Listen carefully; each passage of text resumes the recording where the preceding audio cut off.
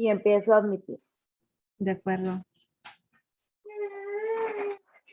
Y esperamos 2 minutos más para dar la bienvenida formal, ¿les parece? ¿Listo? Sí.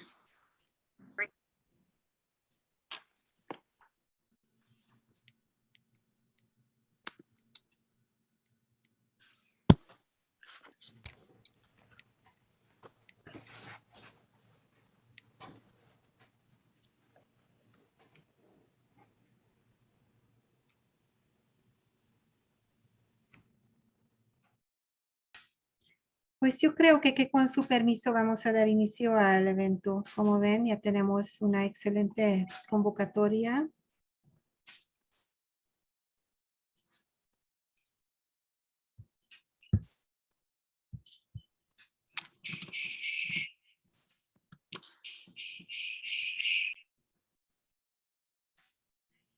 Bueno, pues entonces yo quisiera darle la más cordial bienvenida a nuestro querido público, a nuestro expositor, su moderador, expositores y moderador el día de hoy. Vamos a platicar sobre la ejecución de laudos arbitrales anulados en diversa jurisdicción. Este evento está coordinado organizado por la Comisión de Medios Alternos de Solución de Controversias y en nombre de la Barra Mexicana de Abogados, capítulo Nuevo León, les doy la más cordial bienvenida y le pido a Alejandro, el moderador, el día de hoy, que nos presente nuestros expositores y da inicio a esta plática. Muchas gracias y bienvenidos. Gracias, Cita. Y buenas tardes a todos y bienvenidos. Efectivamente, el día de hoy trataremos un tema fascinante como lo es la ejecución de laudos que han sido anulados. La Convención de Nueva York, que es la convención más importante para el arbitraje comercial internacional, regula precisamente el reconocimiento y la ejecución de laudos arbitrales extranjeros. El artículo 5 de la Convención de Nueva York establece, entre otras causas para denegar la ejecución de un laudo arbitral, el que dicho laudo haya sido anulado por una autoridad competente del país sede del arbitraje. Las legislaciones domésticas de los estados contratantes deben de estar en línea con esta convención. Tal es el caso, por ejemplo, del Código de Comercio Mexicano, que en su artículo 1462 prevé como causa de denegación el que el laudo haya sido anulado. Como vemos, existen disposiciones expresas que conceptualizan la anulación del laudo como una causa de denegación de su ejecución. Sin embargo, existen casos en que un tribunal de determinado país ha reconocido y ejecutado un laudo que fue anulado en la jurisdicción de la sede. ¿Cómo es esto posible? El día de hoy, nuestros expositores nos guiarán sobre los procedimientos de anulación y ejecución de laudos dictados en arbitrajes comerciales internacionales. También analizarán algunos casos representativos y contrastarán los argumentos esgrimidos por los tribunales en cada caso. Nuestros expositores el día de hoy son, por una parte, Verónica Esquivel. Verónica es socia industrial del Grupo de Práctica de Litigio Civil y Mercantil y Medios Alternativos de Solución de Controversias de Sánchez de Bani y ha representado a clientes frente a tribunales, árbitros y negociadores. Verónica cuenta con un LLM por la University of California, Berkeley y cursó su licenciatura en el Tecnológico de Monterrey, donde se graduó con mención honorífica, además de cursar un año en el extranjero en la University of Essex. También ha cursado diversos diplomados y seminarios en arbitraje, incluyendo el Diplomado de Arbitraje ICC México y el Arbitration Academy en París. Verónica ha fungido como árbitro en las diversas ediciones del UP ICC México MUT, del ICC BIS Premut, entre otros, y también imparte las clases de Persona y Acto Jurídico, Seminario de Persona y Acto Jurídico y Derecho de las Obligaciones 2 en el Tecnológico de Monterrey, Campus Monterrey. También participa como profesor en la Maestría de Derecho de los Negocios de la Facultad Libre de Derecho de Monterrey y la Universidad Autónoma de Nuevo León, impartiendo los módulos correspondientes a resolución de disputas. También nos acompaña el día de hoy Rodrigo Sánchez. quien es egresado de la licenciatura en Derecho del Instituto Tecnológico de Estudios Superiores de Monterrey, Campus Monterrey, así como de la maestría en Derecho Internacional y especialización en Arbitraje Comercial Internacional de la Universidad de Georgetown. Enfoca su práctica en el litigio mercantil, civil y administrativo, así como en arbitraje comercial, tanto en el ámbito nacional como internacional. Es asociado senior en el despacho Hogan Lovells, donde ha colaborado en las oficinas de Nueva York, Ciudad de México y Monterrey. Rodrigo ha representado a empresas nacionales y extranjeras ante tribunales locales y federales mexicanos, así como ante tribunales arbitrales que incluyen a la Cámara de Comercio Internacional, el Centro Internacional para la Resolución de Disputas y el Centro de Arbitraje de México, entre otros. Como docente, imparte la materia de arbitraje comercial en la Facultad Libre de Derecho de Monterrey y ha participado en diversos cursos dirigidos a jueces y secretarios del Poder Judicial del Estado de Nuevo León y del Estado de Coahuila. Actualmente es el coordinador regional en Nuevo León del Foro Jóvenes en Arbitraje, CAM Canaco. Pues después de haber presentado a nuestros excelentes expositores del día de hoy, voy a iniciar con un par de preguntas hacia ellos para que nos vayan introduciendo al tema que estaremos abordando en esta sesión. Y empezaría contigo, Rodrigo, preguntándote sobre las principales características del régimen de anulación en el arbitraje internacional. Creo que es importante que nuestra audiencia conozca en términos generales el régimen.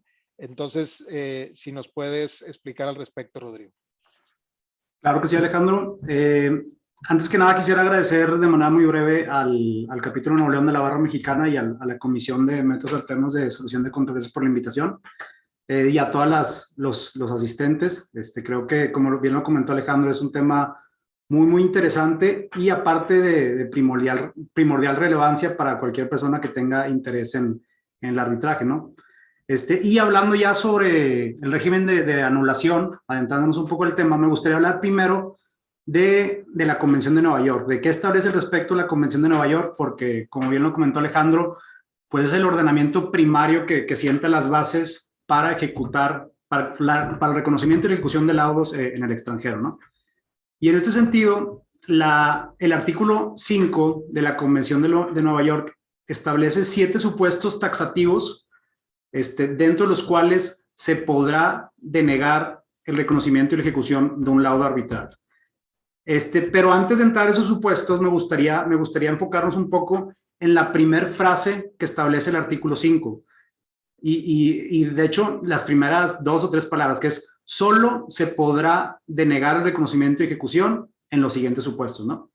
Y el primer término creo yo que es de gran relevancia, es el solo. O sea, porque esto hace evidente que esos supuestos son taxativos y excluyen a cualquier otra circunstancia. Es decir, que en caso de que no se dé alguno de esos supuestos, el árbitro al cual se le solicita el reconocimiento y ejecución del laudo arbitral debe conceder esa solicitud y proceder a la ejecución, ¿no?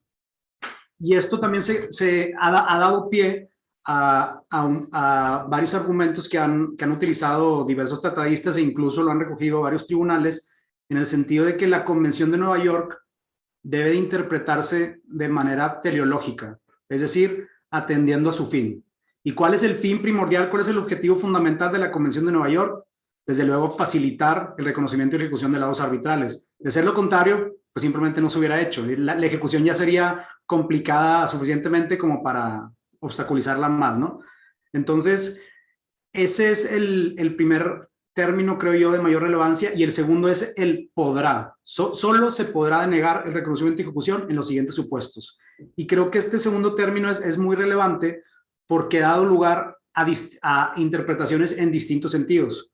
Por una parte, los tribunales pro ejecución de laudos que han sido anulados establecen que, tal como dice el término, es una facultad potestativa que la Convención de Nueva York le da al juez. Oye, en caso de que sea alguno de estos supuestos, puedes denegar el reconocimiento y la ejecución. Sin embargo, en contraste, los tribunales que se han rehusado al reconocimiento y ejecución de laudos que han sido anulados establecen que, si bien esa redacción pudiera parecer permisiva, el verdadero espíritu de ese artículo es establecer los casos en que se debe denegar el reconocimiento y la ejecución de un laudo. Y utilizan, por ejemplo, discrepancias en las distintas versiones o traducciones que se han hecho a la Convención de Nueva York, y utilizando el ejemplo específico de Francia. Dicen, oye, en la versión en francés de la Convención de Nueva York no se utiliza un podrá ni un may como en la versión en inglés, sino se establece un término que es más parecido al debe. Debe de negarse en caso de que sean nuestros supuestos. Entonces, creo yo la segunda relevancia de ese término del podrá es ese contraste que puede darse en las interpretaciones de los tribunales, ¿no? Una vez resaltando estos dos aspectos preliminares, digo, son de los 7 supuestos, 5 son instancia de parte, que es decir, que tienen que ser hechos valer por una de las partes y tienen que ser acreditados durante el procedimiento. Y como bien lo comentó Alejandro, el inciso E del artículo 5 establece que podrá denegarse el reconocimiento y ejecución de un laudo que haya sido, que todavía no es obligatorio para las partes, que haya sido suspendido o bien que haya sido anulado por una autoridad competente en la sede. Y ya después los otros 2 supuestos de oficio, por decirlo así, que pueden ser invocados por el juez ya mediante un análisis más sustantivo, pues viene el tema de la inarbitrabilidad y el tema de que la ejecución del lado arbitral pueda ser contrario a cuestiones de orden público, ¿no? Y el artículo 1462 del Código de Comercio, que realmente es un espejo de la ley modelo UNCITRAL, refleja exactamente lo que nos dice la Convención de Nueva York. Y utiliza exactamente los mismos términos. Solamente podrá denegarse el reconocimiento de ejecución en alguno de estos supuestos, y establece exactamente los 7 supuestos taxativos. Y en este mismo sentido, el artículo 1457 del Código de Comercio habla de causas de nulidad de un laudo arbitral, estableciendo que el laudo arbitral podrá ser anulado, y enlista los mismos supuestos, salvo el inciso E, que es el consistente en que el laudo haya sido anulado en la sede. Ahora, como último aspecto, me gustaría resaltar nada más por qué el Código de Comercio, en contraste con la Convención de Nueva York, sí establece causas de nulidad, y la Convención de Nueva York se queda nada más en establecer causas de denegación sobre el reconocimiento y ejecución. Y desde mi punto de vista muy particular, es precisamente por lo que les comentaba en un inicio, de que el espíritu de la Convención de Nueva York es facilitar el reconocimiento y ejecución. Y tan es así que ni siquiera se metió a causales de nulidad. Fue al extremo de establecer 7 supuestos taxativos en los cuales se podrá denegar el reconocimiento. Y ya la ley modelo UNCITRAL y pues, la legislación doméstica de las distintas jurisdicciones es la que regula a detalle el tema de la anulación, que como vimos en el Código de Comercio va prácticamente en los mismos términos que la Convención de Nueva York. Entonces, a muy grandes rasgos, Alejandro, este sería el régimen de anulación de los laudos.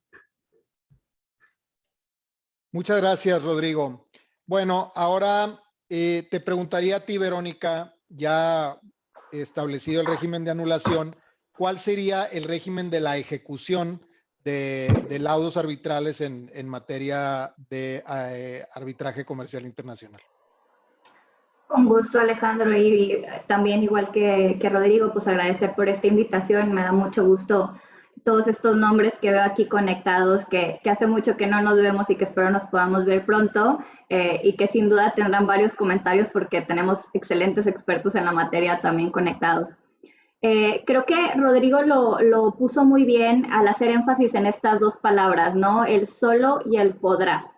En anticipación a hablar un poquito de estas causales de anulación contenidas en la Ley de Arbitraje Mexicano, nos daba este antecedente que deriva del artículo 5º de la Convención de Nueva York. Y estas 2 palabras creo que son clave, como bien decía Rodrigo, porque te establecen este régimen de excepción al no reconocimiento y no ejecución, y de igual manera esta discreción con la palabra podrá, que bien nos explicaba también Rodrigo, que existen esta postura en contra quizá que trata de justificar el no reconocimiento en las diferentes versiones y traducciones que existe de este artículo, que de hecho solo sería la versión en francés. O sea, de los 5 idiomas, solo la versión en francés diluye un poquito esta discreción, este podrá.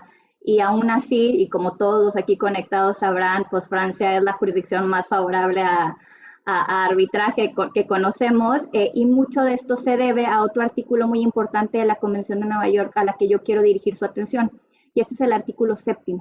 ¿Por qué el artículo 7º? El artículo 7º te habla precisamente que la existencia o la ratificación de esta convención no impedirá que una parte que requiera la ejecución del laudo se haga o haga valer y utilice las normas de derecho o tratados del lugar donde está buscando la ejecución que sean más favorables a la convención.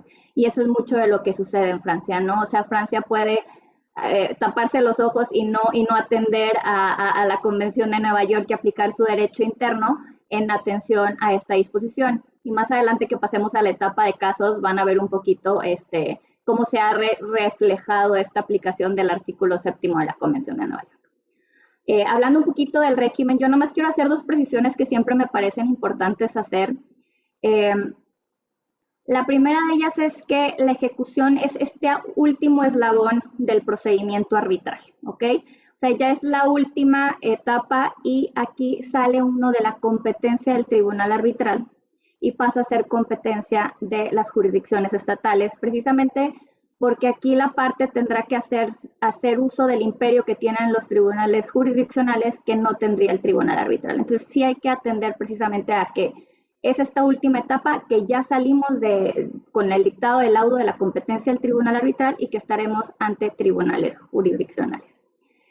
Por otro lado, otro de los puntos que quería aclarar antes de pasar a la siguiente parte es que a diferencia de todos nosotros que también estamos acostumbrados al litigio ante tribunales judiciales, en arbitraje, realmente el tener que acudir al cumplimiento forzoso o a la ejecución forzosa de un laudo es la excepción. Afortunadamente todavía al día de hoy el cumplimiento voluntario de los laudos se da en su mayoría, ¿no? Versus, y creo que aquí todos los litigantes sabrán que es rara la vez, o al menos a mí no me ha tocado verlo, que se dicte sentencia y dentro del periodo que concede el tribunal, la otra parte voluntariamente comparezca y dé cumplimiento a la sentencia judicial. Entonces, ese sería el segundo punto que quisiera precisar.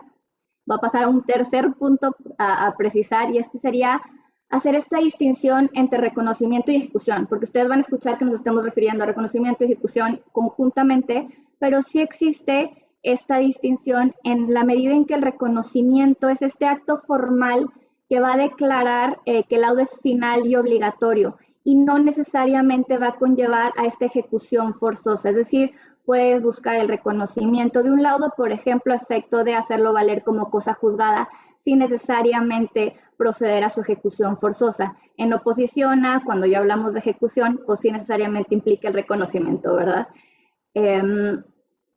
Fuera de eso,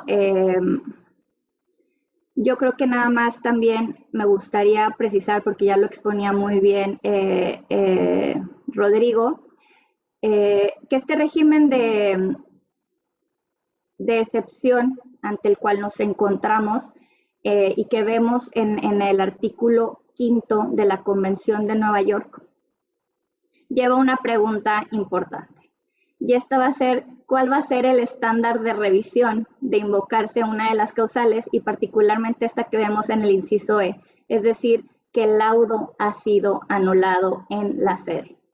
Y esta yo creo que es la pregunta del millón, pues como vamos a ver más adelante, estamos ante este régimen donde adicional a que el tribunal tiene discrecionalidad, pues sabemos, todos ustedes sabrán que este tribunal jurisdiccional no deberá de atender a los méritos o al fondo de la decisión. Entonces aquí, viendo esto, pues nos lleva a la pregunta de cómo se va a poder cumplir con esta revisión descrita, o sea, cómo se va a poder atender a esta causal que se está invocando por la otra parte para evitar la ejecución del laudo, teniendo que ya fue anulado en sede, si el juzgador está impedido de entrar a las consideraciones del laudo, ¿no?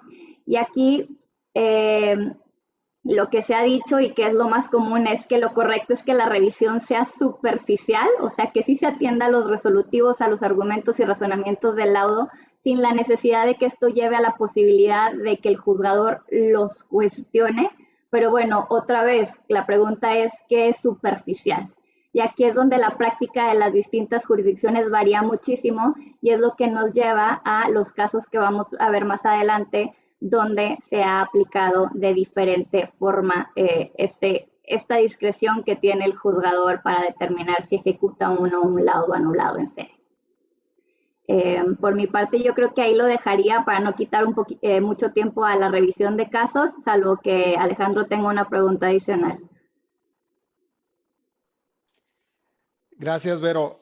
No, la verdad es que bastante clara la explicación y a mí me gustaría, si ustedes están de acuerdo, entrar al análisis que creo que seguramente va a ser muy interesante para toda la audiencia. Nada más una muy breve recapitulación. Entendemos que la anulación de un laudo corresponde a los tribunales competentes en la sede donde se haya dictado el laudo. En cambio, la ejecución del laudo se puede dar pues prácticamente en cualquier jurisdicción donde por una parte la parte que haya sido condenada tenga bienes o donde por alguna otra razón convenga que se haga el reconocimiento al que te referías, ¿no, Vero? De Entonces, hecho, ay, perdona ahí que te interrumpa, pero creo que eso que mencionas es muy importante y creo que ha sido una de las cosas más importantes que nos ha traído esta convención en oposición al reconocimiento de sentencias extranjeras, que en la Convención de Nueva York, y para los que no lo traigan presente, tenemos 168 partes signatarias.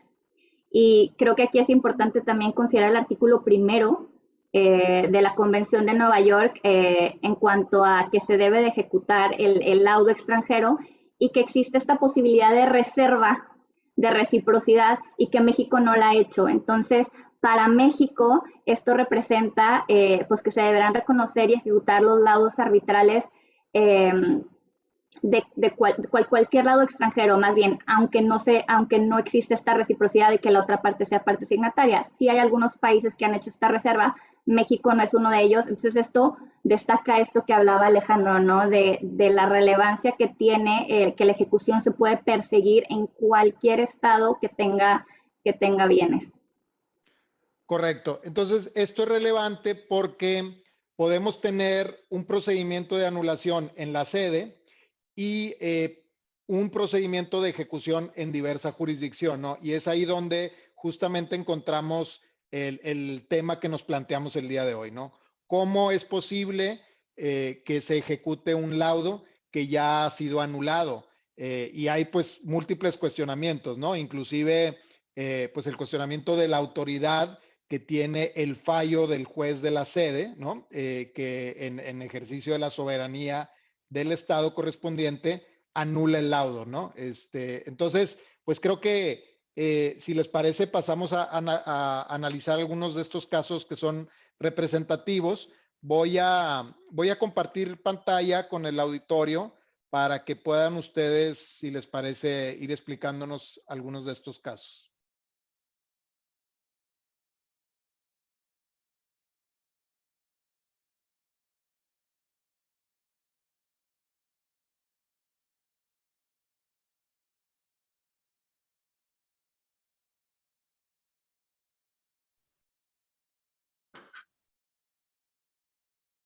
Muy bien, ya están visualizando, ¿verdad?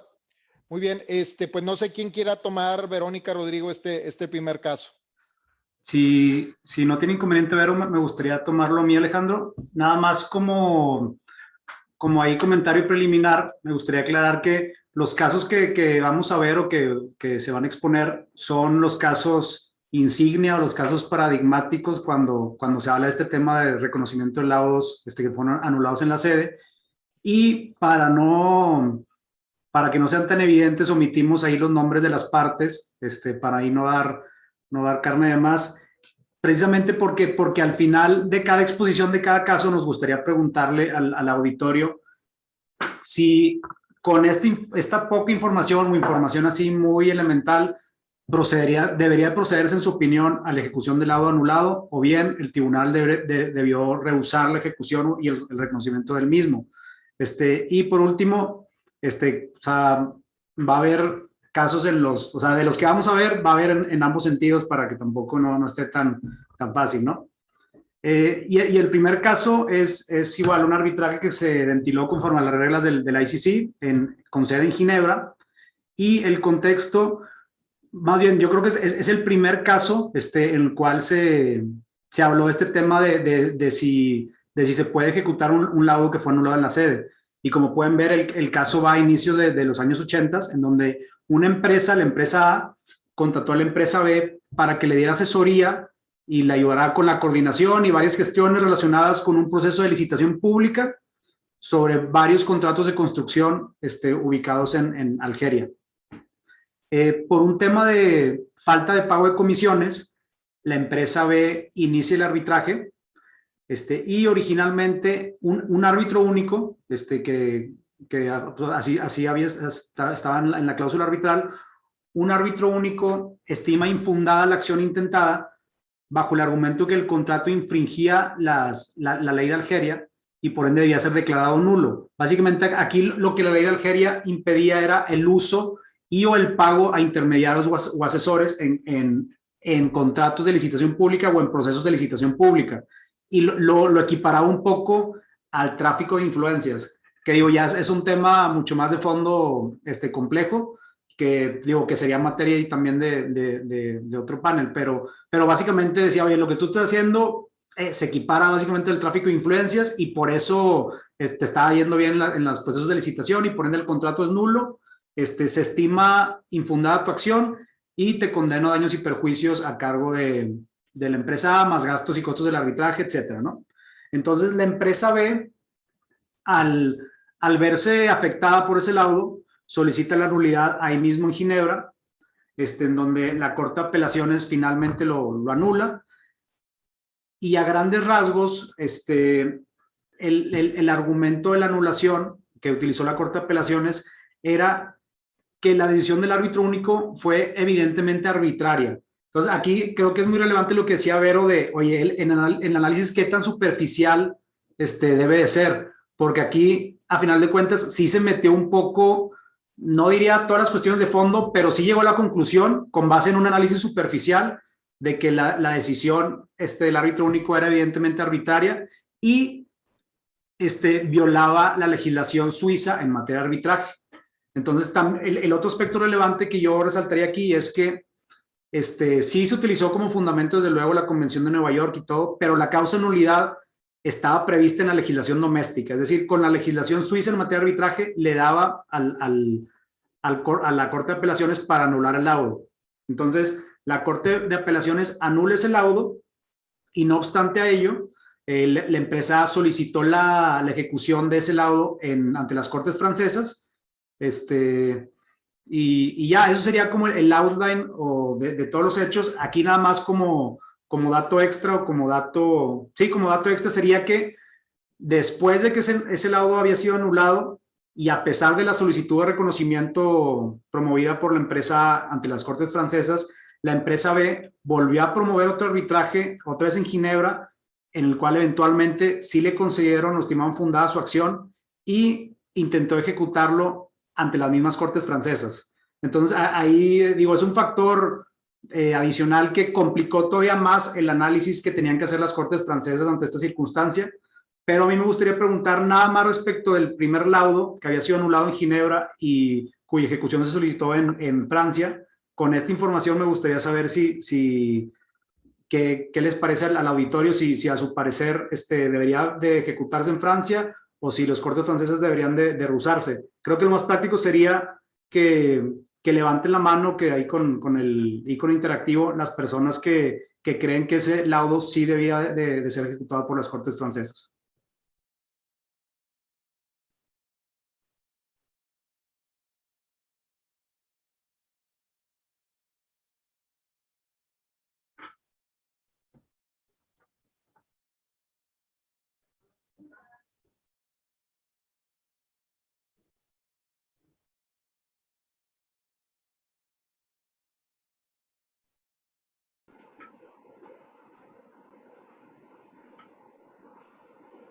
Ok, perfecto. En este caso, las Cortes francesas sí procedieron a la ejecución del laudo, a pesar de que había sido anulado en Ginebra. Y de este caso se desprenden, creo yo, dos principios fundamentales y más relevantes que han sido utilizados o recogidos por casi todos los tribunales que han resuelto reconocer la validez y ejecutar un laudo que haya sido anulado en la sede, ¿no? El primero de ellos es el principio de aplicación de la norma más favorable, que va de la mano con el artículo 7 de la Convención de Nueva York que explicaba Verónica, en el sentido de que la Convención de Nueva York no excluye algún otro ordenamiento al cual tuvieran acceso y derecho las partes, y que sea más favorable que los términos de la convención, ¿no? Y en este caso, las Cortes de Francia establecieron, oye, el Código de Procedimiento Civil francés no establece como causal de denegación el que haya sido anulado en la sede. Entonces, el hecho de que haya sido anulado en la sede, si bien es una posibilidad o es un supuesto establecido en la Convención de Nueva York, a mí, pues digo, no me afecta realmente. Y con fundamento en el artículo 7 de la Convención de Nueva York, yo puedo aplicar una norma más favorable a los términos de la propia convención. Entonces, con ese ejercicio, la Corte francesa estableció que el hecho de que haya sido anulado en Ginebra no los impide de aplicar una norma más favorable como el Código de Procedimiento Civil francés, el cual, pues, conforme al cual sí podía ejecutarse ese laudo, ¿no? Y el segundo aspecto que yo resaltaría es que por primera ocasión se adopta un approach universalista respecto de la sede. Es decir, antes de esto la sede tenía un peso pues muy territorial y se pensaba que el arbitraje y el laudo también está de cierta manera anclado al ordenamiento jurídico de la sede. Y el approach o el análisis que establecen las Cortes francesas en este caso es, oye, a final de cuentas, se trata de un laudo internacional. El hecho de que haya sido anulado en la sede no le quita la vida, por decirlo así, porque antes, el approach anterior a ese punto era que si lo anula la sede, el laudo ya no tiene vida y por ende ya nada puede traerlo a la vida. Ya otro tribunal no puede venir y revivir ese laudo, ¿no? Porque ya había sido anulado en la sede y ya había dejado de surtir efectos. Y con este approach o este cambio que traen las Cortes francesas es que realmente no es un laudo suizo, o sea, es un laudo internacional. Entonces, cualquier resolución de nulidad que pueda haber dictado la Corte de Ginebra no me es vinculante y yo puedo adoptar cualquier otro criterio, si la legislación aplicable a mi jurisdicción me lo permite. Entonces, creo yo, esos serían los dos aspectos más relevantes que se desprenden de este caso. Y por último, nada, me gustaría, ahí como lo puse de comentario adicional, eventualmente cuando el segundo laudo llega también para ejecutar ante las Cortes de Francia, ahí la Corte de Casación se vio en un dilema, creo muy relevante y que va a cobrar relevancia para otros casos, en el sentido de que tenía dos laudos contradictorios, uno estimando infundada la acción y otro estimándola procedente, ¿no? Y los dos eran válidamente ejecutables y todo. Entonces la Corte se vio en una obligación de ver si podía ejecutar este segundo laudo y llegó a la conclusión de que no, porque la primera determinación declarando nulo el contrato ya había causado cosa juzgada conforme a la legislación de Francia al haber sido reconocido válidamente ese laudo. Entonces se vio impedida de ejecutar el segundo. Pero creo yo que esto ilustra también un dilema muy importante, porque los tratadistas y los tribunales que se han rehusado a ejecutar un laudo utilizan mucho ese argumento de que, oye, si cualquier jurisdicción los puede ejecutar a pesar de que hayan sido anulados en la sede, puede dar lugar a resoluciones contradictorias, lo cual sería totalmente perjudicial en materia arbitral y pues no nos conviene a nadie y por ende recomiendan no ejecutar laudos que hayan sido anulados.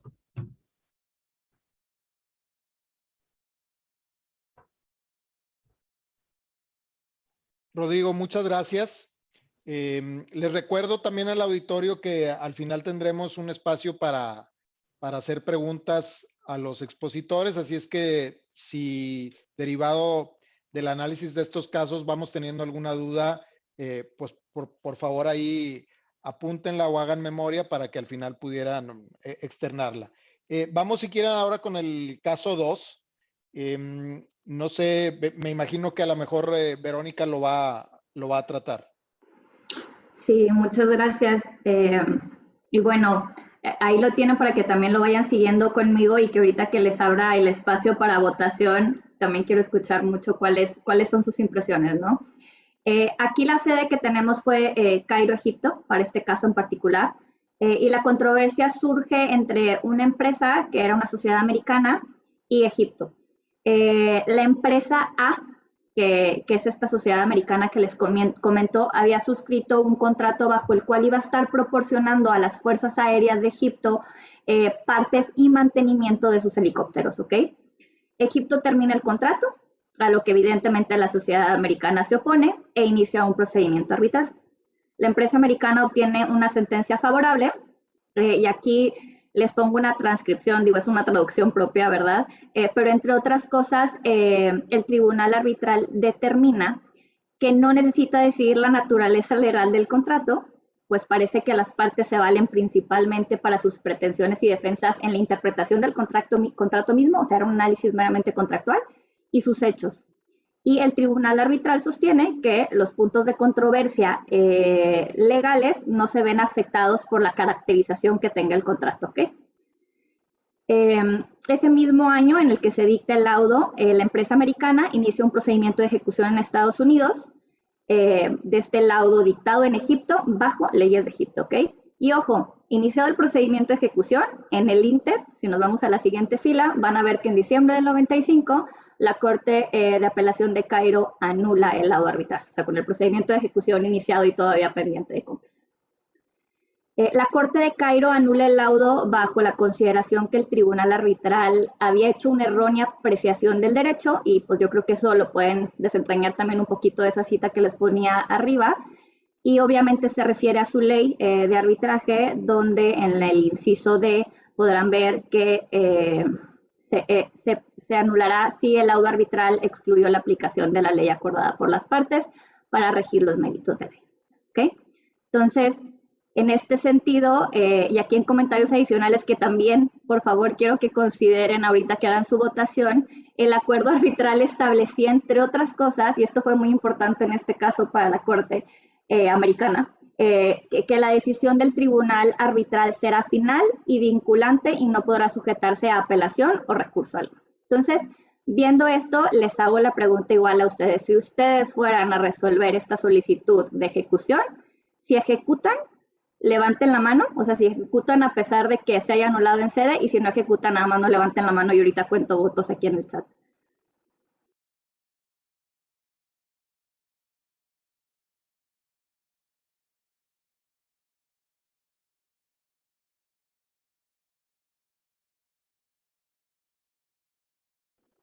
Órale, parece que aquí nadie ejecutaría. O a todo mundo le dio miedo opinar, pero por lo que estoy viendo aquí del chat de participantes, nadie ejecuta. Y pues, oh sorpresa, aquí, y les voy a explicar un poquito las consideraciones que tuvo la Corte. En primer lugar, hay que considerar que la Corte resolvió dos preguntas. En primer lugar, si bajo el derecho americano, porque esto lo resolvió una Corte americana, podía denegar la ejecución del laudo, y en segundo lugar, qué impacto tenía esta sentencia extranjera que había anulado el laudo en el ordenamiento. ¿Okay? Dentro de su análisis, así tal cual, la Corte fue palomeando claramente pues, que la solicitud de reconocimiento reunía los requisitos, que son los del artículo 4. Posteriormente, la Corte pasó a considerar que se podía otorgar la petición de la empresa, salvo que se actualizara una de las causales del artículo 5. ¿Okay? Pero aquí, a pesar de que se invocaba una por Egipto, considero, y creo que es muy importante, que la carga de la prueba de probar que el laudo ha sido anulado por las autoridades competentes o bajo la ley que se otorgó el laudo, correspondía a la parte que se oponía, ¿okay? Le arroja toda la carga de la prueba y aquí nos regresamos a esto que platicaba Rodrigo desde un inicio, ¿no? A la relevancia de la palabra solo y a la presunción de que el laudo debe ser ejecutado. O sea, pues a ver, es la Convención de Nueva York para ejecución de laudos arbitrales. Creo que lo puso muy bien Rodrigo desde un inicio. ¿Qué hizo la Corte énfasis? También hizo en esta palabra que también hablaba Rodrigo, que en inglés es la palabra may, que en español es podrá, de declinar la solicitud y que nos lleva a, ya vimos al régimen de excepción, que bajo el cual se puede denegar la ejecución del laudo, y en segundo lugar a la discreción del tribunal, ¿no? Adicionalmente, y otra vez, ya también lo adelantaba Rodrigo en el caso anterior, la Corte hizo énfasis en este artículo 7º de la Convención de Nueva York, que requiere que las disposiciones contenidas no priven a cualquier parte interesada de invocar el derecho más favorable que pudiera tener bajo las leyes del estado donde está tratando de ejecutar. Y en este sentido concluyó que Cromaloy, y ahí está el acaso, ya les doy el nombre, tiene los derechos a la ejecución del laudo arbitral que tendría bajo el Federal Arbitration Act, que resultarían más favorables que lo que se buscaba.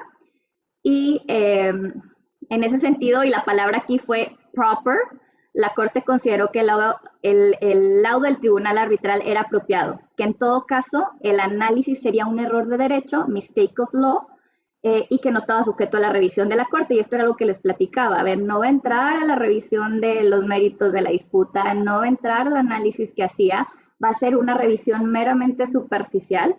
Y atendiendo a esta discreción, en este caso, pues consideró que no ejecutar el laudo sería ir en contra inclusive del propio orden del Estado, y esto es importante, que sería ir en contra del orden público del Estado, pues contravendría su obligación de ejecutar laudos arbitrales conforme a sus compromisos internacionales.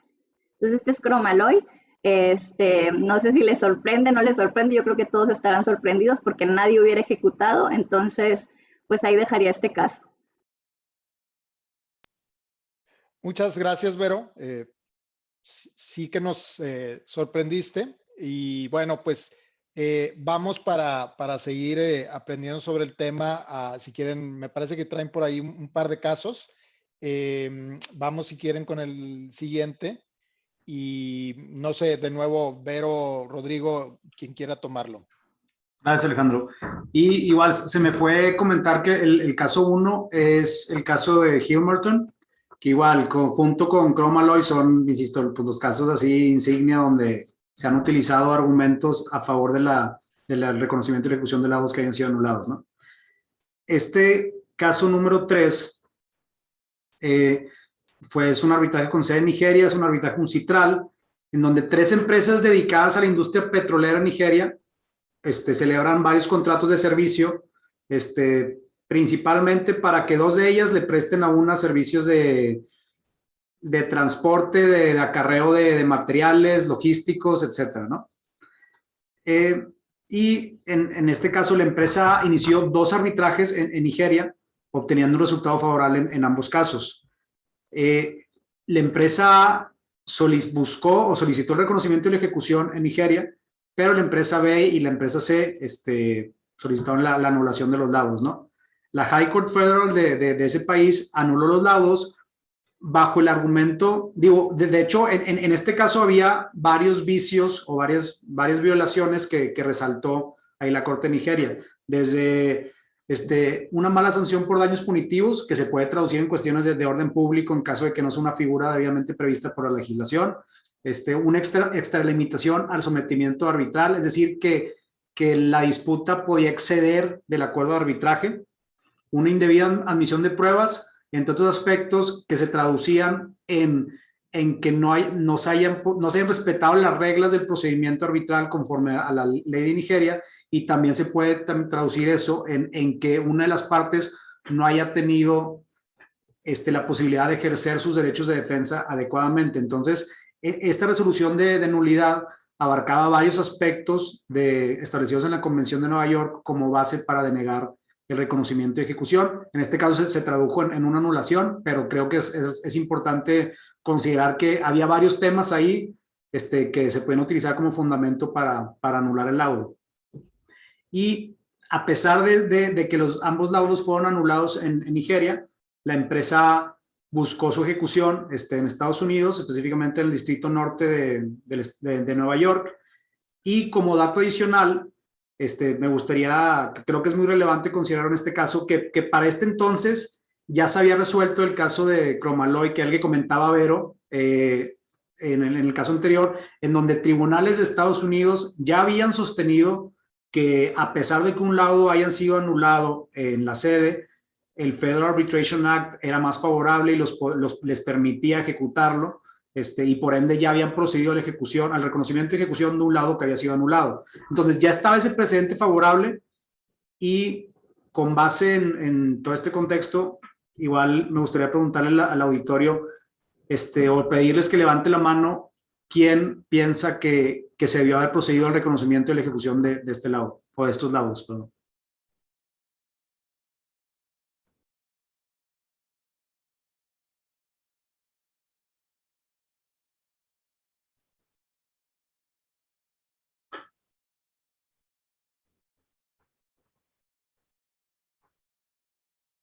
Ok.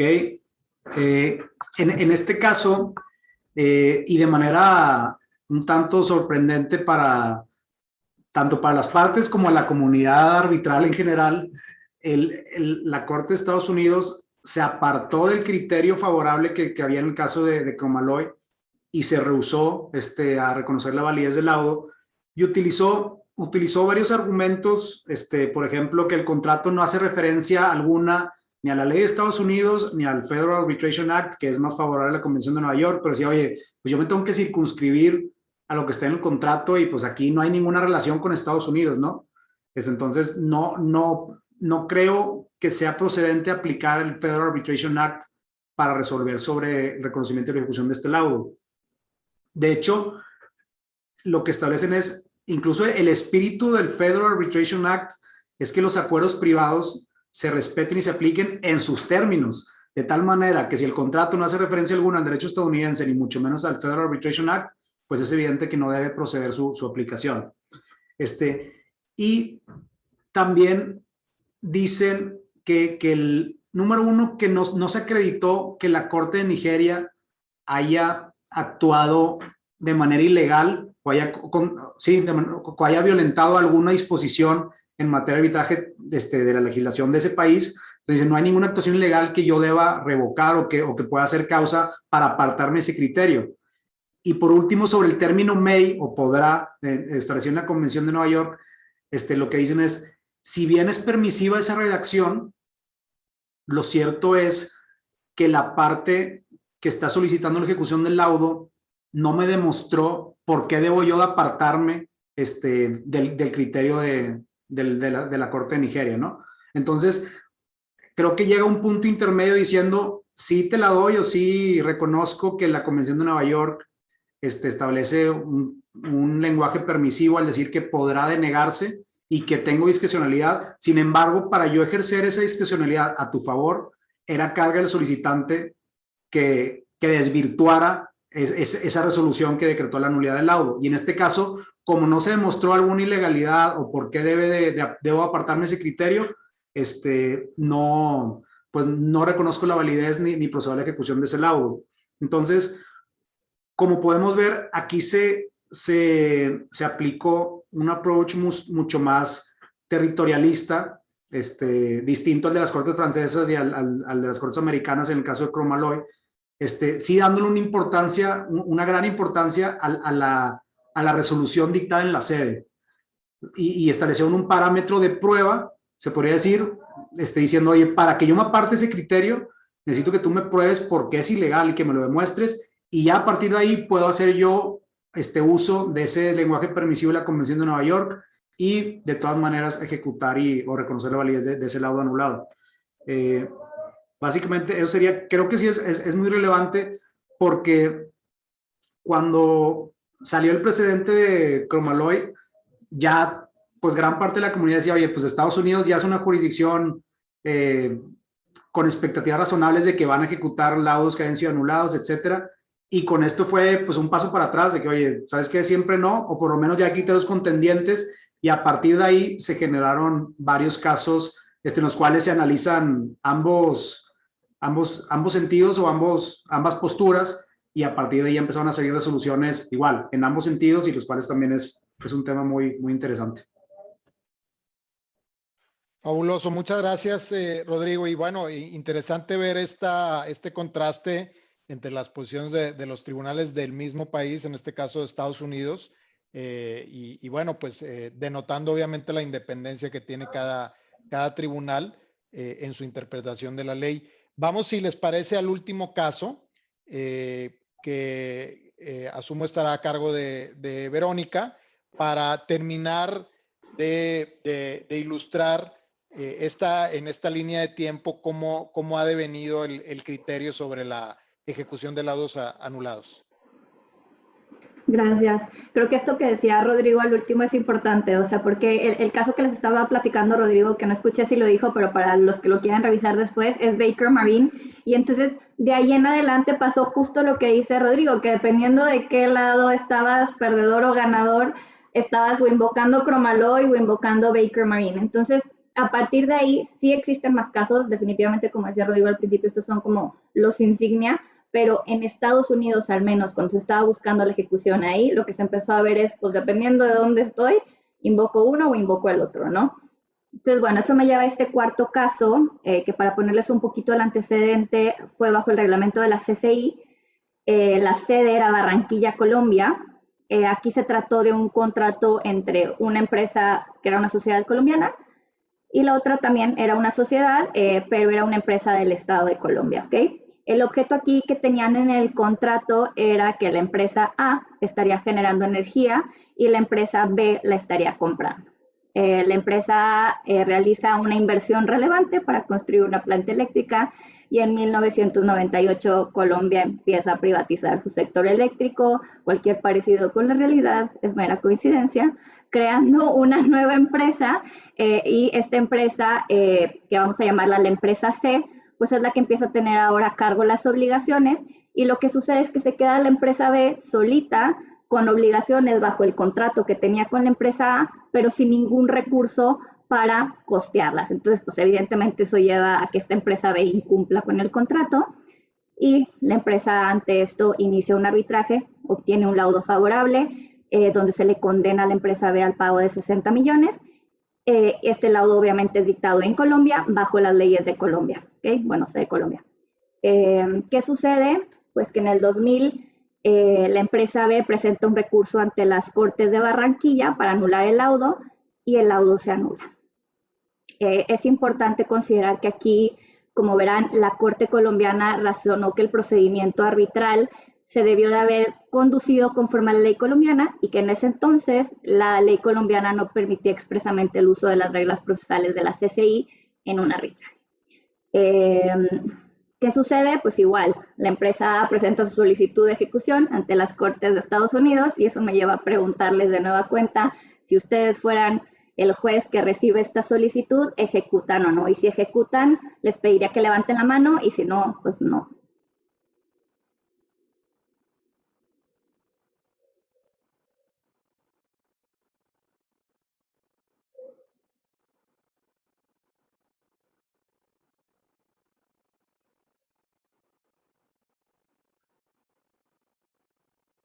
Ya tenemos más valientes que siguen ejecutando a pesar del precedente de Baker Marine.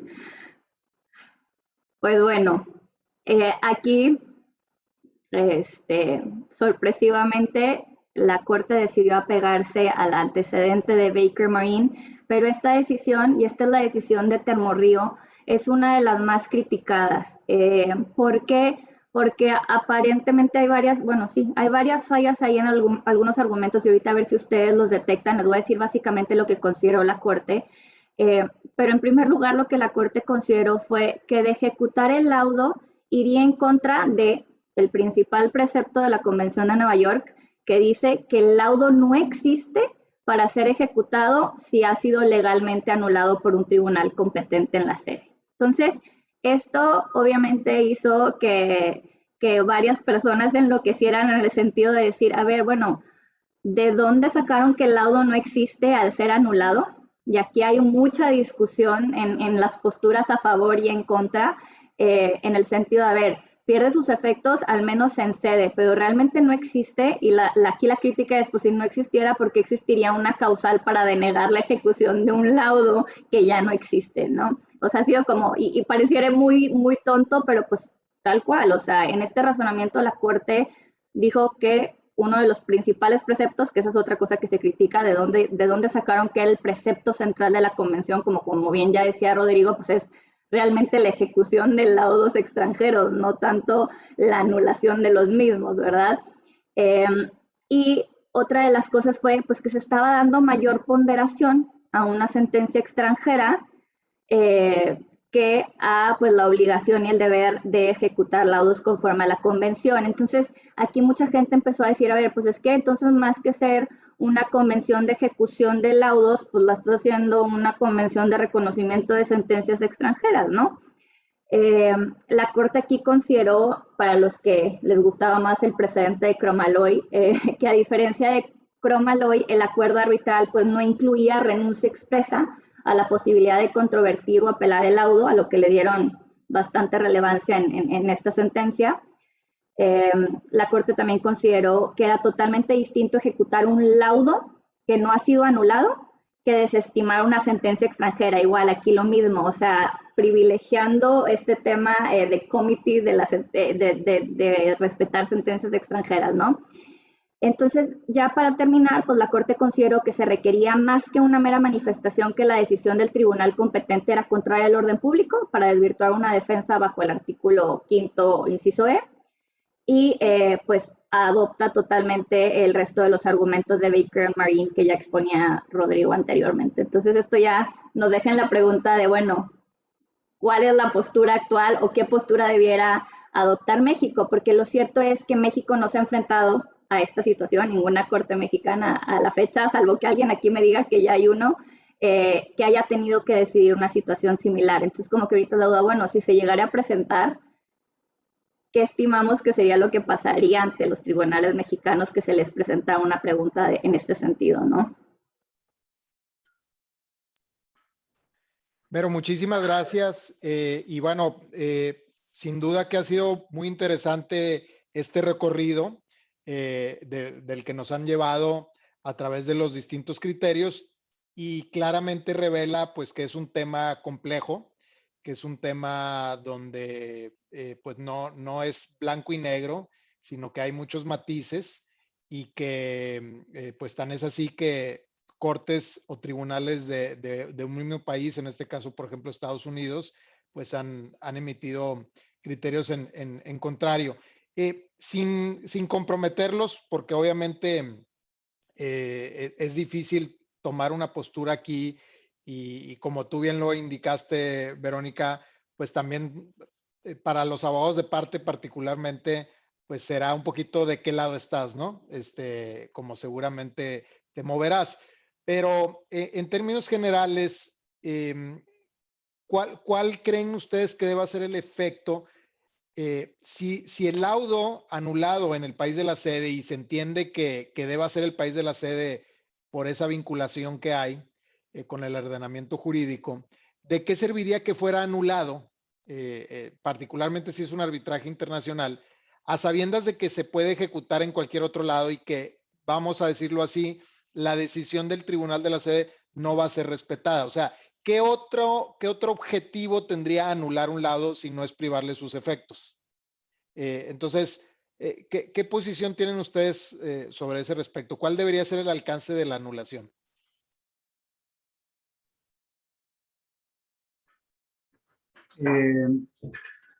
Bueno, de hecho le iba a hacer la palabra a Vero, pero de una vez me aviento yo.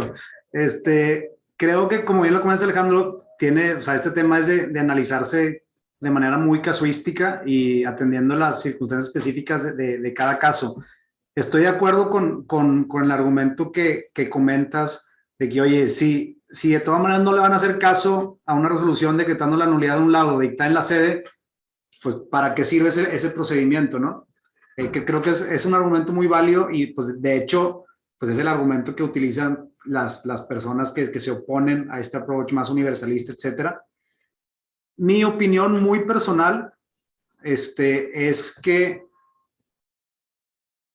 insisto, el espíritu de la Convención de Nueva York es precisamente facilitar la ejecución.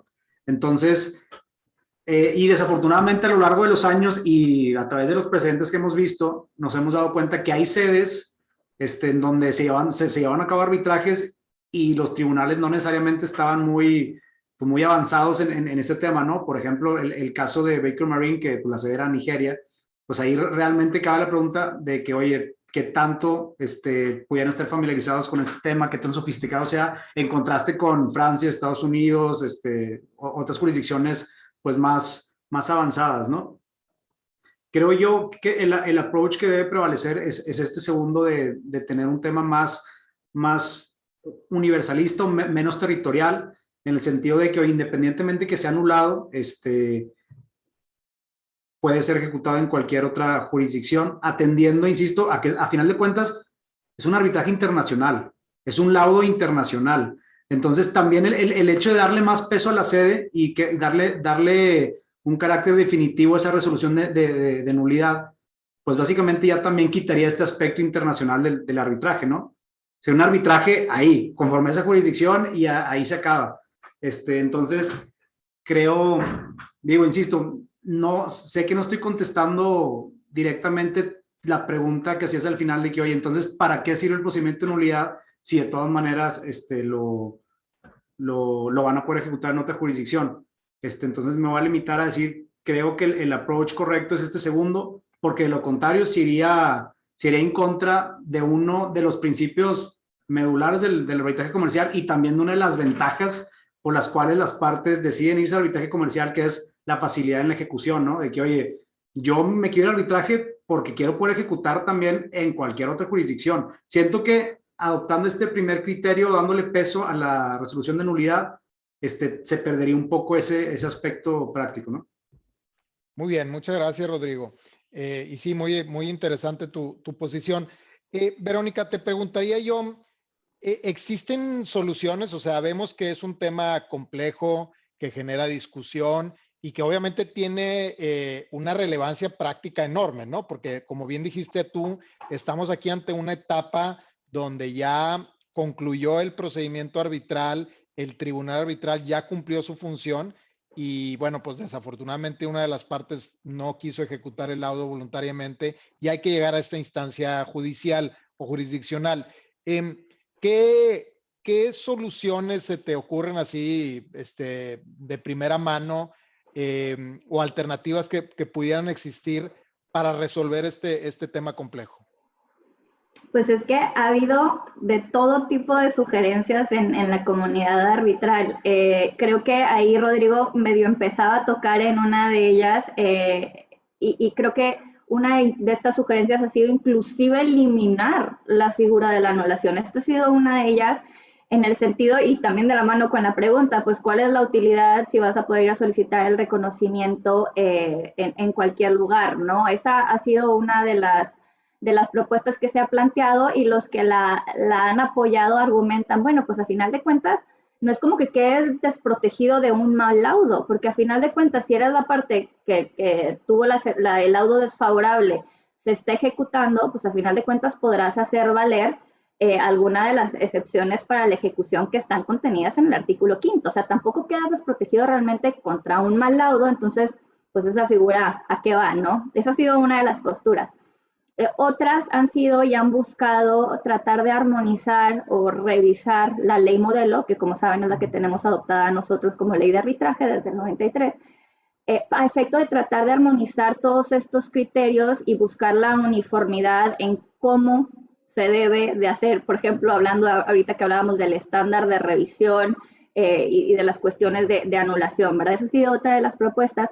Y una que creo que sería interesante es que existe esta posibilidad, como bien veíamos en el artículo 7º, de que se apliquen disposiciones más favorables, ¿no?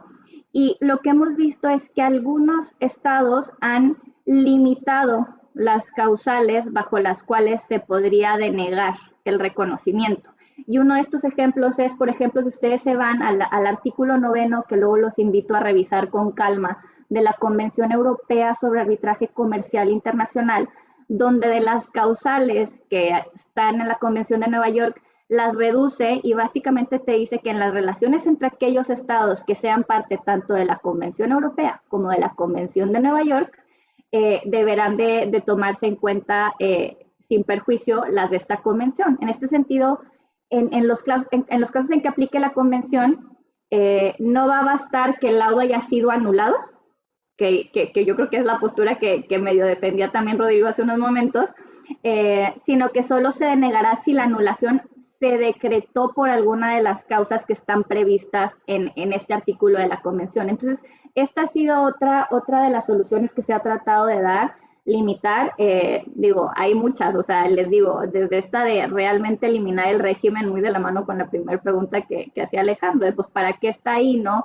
Y creo que aquí es importante volver a repetir las consecuencias de cada uno. A ver, mientras que la consecuencia de la denegación de una ejecución del laudo no toca tu laudo, o sea, fuiste a ejecutar a Estados Unidos y te la denegaron, no toca la validez de tu laudo ni que sea vinculante y definitivo para las partes. Ahí lo tienes y lo vas a ir a poder presentar a otro lado. Sin embargo, cuando se anula en sede y no hablemos de inexistencia porque ya les dije cómo fue criticado la decisión de Termorrío, sí al menos se considera que al menos para la sede deja de tener efectos legales. Ya son otras consideraciones, como veíamos, las que tendrá que analizar la Corte ante la que se presente este laudo anulado en sede, ¿no? Y fue justo la razón por la cual quisimos exponerles estos 4 casos. Muchas gracias, de verdad, Vero, y creo que sí, pues ahí hay algunas buenas propuestas para avanzar en este tema. Me gustaría ahora pues dejar el foro abierto para nuestro público. Por ahí, si quieren formular alguna pregunta a través del chat, por favor, háganlo y yo procuraré pues hacerle ahí los comentarios a los expositores. Por ahí comentaba Ricardo González que puede convertirse en un incentivo perverso la regla de no ejecutar laudos anulados en la sede, ya que las partes harían todo lo posible por obtener la anulación en la sede. Efectivamente, creo que aquí, Ricardo, y salvo lo que opinan nuestros expertos, todos estos casos tienen mucho que ver con cuál fue la sede, ¿no? Inclusive a la hora de nosotros de estar votando ahorita el público, pues al menos en mi caso yo me fijaba mucho cuál era la sede, ¿no? Entonces como que desafortunadamente o afortunadamente, pero hay sedes como que más confiables o menos confiables, ¿no? Entonces creo que sí tiene mucho impacto cuál fue la sede del arbitraje y qué facilidad o no había para una de las partes de anular el laudo, ¿no? Creo que ahí está esa parte muy relevante. Por ahí Víctor Manuel Peña también creo que tiene una pregunta.